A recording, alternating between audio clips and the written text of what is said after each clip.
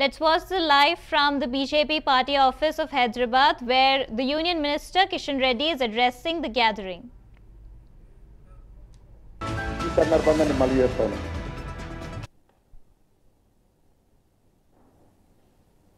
గతంలో కూడా Balakot air strike జరిగితే రాహుల్ గాంధీ సాక్ష్యాలు కావాలన్నాడు.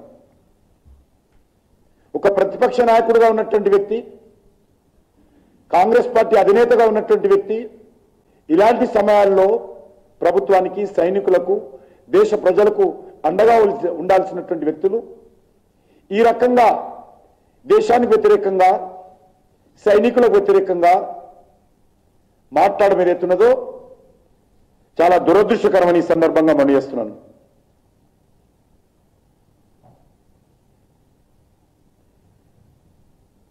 రేవంత్ రెడ్డి బేషరతుగా ఆయన నిన్న చేసినటువంటి ప్రకటనను మన సైనికులకు, దేశ ప్రజలకు క్షమాపణ చెప్పాల్సిందిగా నేను ఈ సందర్భంగా డిమాండ్ చేస్తా ఉన్నాను. ఎందుకంటే రాహుల్ గాంధీ నుంచి నేను ఎక్కువ ఎక్స్పెక్ట్ చేయను. రాహుల్ గాంధీ కూడా ఇదే విధంగా అనేక సార్లు మాట్లాడారు. ఆర్మీని కించపరచడంలో మన రాష్ట్రంలోని బీఆర్ఎస్ కూడా తక్కువేమి కాదు.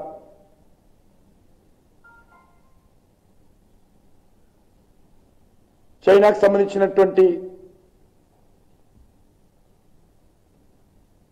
గల్వాన్ లోయలో కూడా సరిహద్దులు మనకు చైనాకు ఘర్షణ జరుగుతున్నప్పుడు మునుగోడు ఎలక్షన్స్ జరిగాయి.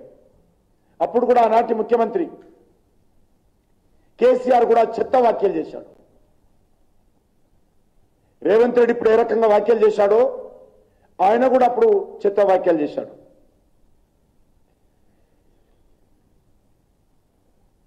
చైనా యొక్క సైన్యం యొక్క దాటికి తట్టుకోలేక భారత సైనికులు పరిగెత్తుకొచ్చారని చెప్పి ఆ రోజు కేసీఆర్ వ్యాఖ్యానించాడు. సర్జికల్ స్ట్రైక్ ఆధారాలు చూపాలి, పాకిస్తాన్ అడుగుతుంది కదా, మరి ఆధారాలు భారతదేశం ఎందుకు చూపడం లేదని చెప్పి ఆ రోజు కేసీఆర్ కూడా ఇదే విధంగా మాట్లాడాడు.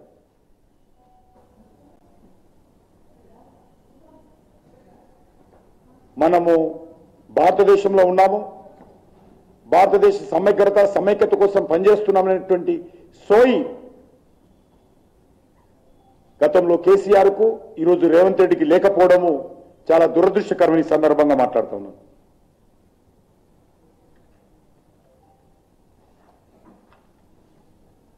ముఖ్యంగా కాంగ్రెస్ పార్టీ, రేవంత్ రెడ్డి లేక కేటీఆర్ జూబ్లీహిల్స్ అభివృద్ధి కోసం ఏం చేశారో చెప్పాల్సినటువంటి అవసరం. నేను ఈ సందర్భంగా 10 సంవత్సరాలు ముఖ్యమంత్రిగా ఉన్నటువంటి కేసీఆర్ ఒక 2 కిలోమీటర్లు ఆ పాడైపోయినటువంటి రోడ్లలో, ఆ గుంతలు పడినటువంటి రోడ్లలో, నడవలేని పరిస్థితులు ఉన్నటువంటి రోడ్లలో 2 కిలోమీటర్లు పాదయాత్ర చేసి ప్రజలను ఓట్లు అడగాల్సిందిగానే సవాల్ చేస్తా ఉన్నా. 2 కిలోమీటర్లు నడవాల్సిందిగా సవాల్ చేస్తా ఉన్నాను. అంత దుర్భరమైనటువంటి పరిస్థితుల్లో జూబ్లీహిల్స్. ఇది అంతర్జాతీయ నగరమని, ఇస్తాంబుల్ చేస్తా అని, సింగపూర్ చేస్తా అని 10 సంవత్సరాలు చెప్పిన మాట పదే పదే చెప్పి ఈరోజు ఫామ్ హౌస్లో ఉన్నటువంటి ముఖ్యమంత్రి గారు, మాజీ ముఖ్యమంత్రి ఈరోజు ఏ రకంగా జూబ్లీహిల్స్ లో మీ పార్టీ తరఫున ఓటు అడుగుతారో చెప్పాలి. కార్పొరేటర్స్ మీరే ఉన్నారు, ఎమ్మెల్యే మీరే ఉన్నారు, గవర్నమెంట్ మీరే.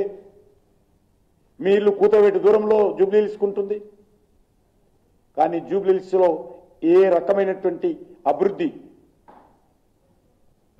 బీఆర్ఎస్ హయాంలో కానీ, అంతకుముందు కాంగ్రెస్ హయాంలో కానీ, ఈరోజు మళ్ళీ 2 సంవత్సరాలుగా రేవంత్ రెడ్డి హయాంలో, కాంగ్రెస్ హయాంలో కానీ ఏమీ నోచుకోలేదు. 2 పార్టీలు కూడా ఫాల్స్ గ్యారంటీస్ ఇవ్వడం,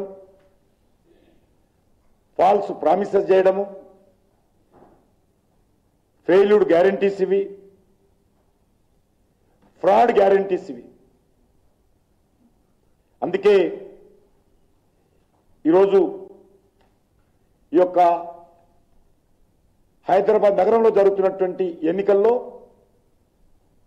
హైదరాబాద్ అంటే హైటెక్ సిటీ కాదు. హైటెక్ సిటీ కాకుండా అనేక బస్తీలు ఉన్నాయి, అనేక ఏరియాలు ఉన్నాయి. రోడ్లు వేసి, రోడ్ల మీద రంగులు వేసి హైటెక్ సిటీలో ఇది హైదరాబాదు ఇంటర్నేషనల్ సిటీ అంటే హైదరాబాద్ ప్రజలకు మేలు జరగదు. అనేక ప్రాంతాలు, ఇతర ప్రాంతాలు ఉన్నాయి.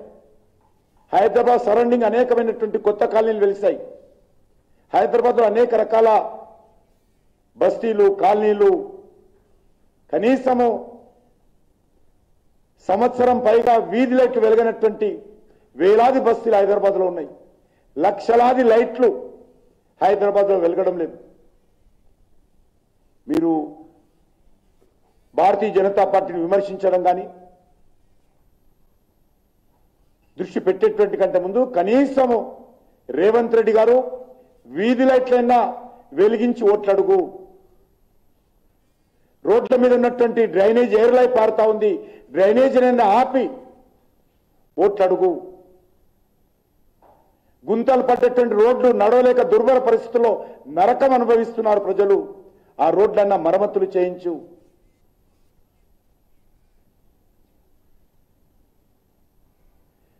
తాగునీటిలో కలుషితమైనటువంటి నీరు వస్తూ ఉంది, కనీసం త్రాగునీరైనా స్వచ్ఛంగా ఇవ్వాలి. గతంలో కేసీఆర్ ఏమీ చేయలేదు జూబ్లీహిల్స్ కు. మీ 2 సంవత్సరాలుగా మీరు ఏమీ చేయలేదు. మీ 2 పార్టీలు ఒకటే. ఈరోజు మళ్ళీ ఒకటి మాట్లాడతాడు, బీఆర్ఎస్ బీజేపీ ఒకటని. ఏ రకంగా ఒకటో ఇప్పటికే 100 సార్లు చెప్పాను. మీరు ఒకటి, బీఆర్ఎస్ కాంగ్రెస్ ఒకటి. అనేక ఆధారాలున్నాయి.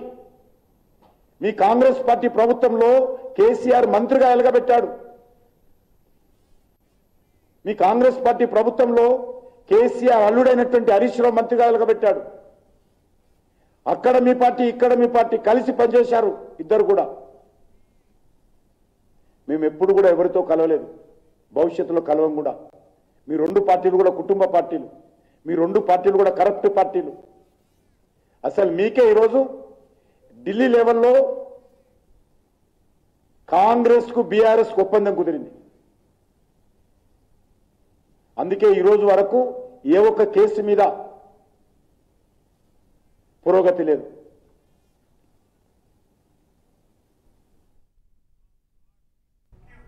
जनशक्ति जनता दल चीफ तेज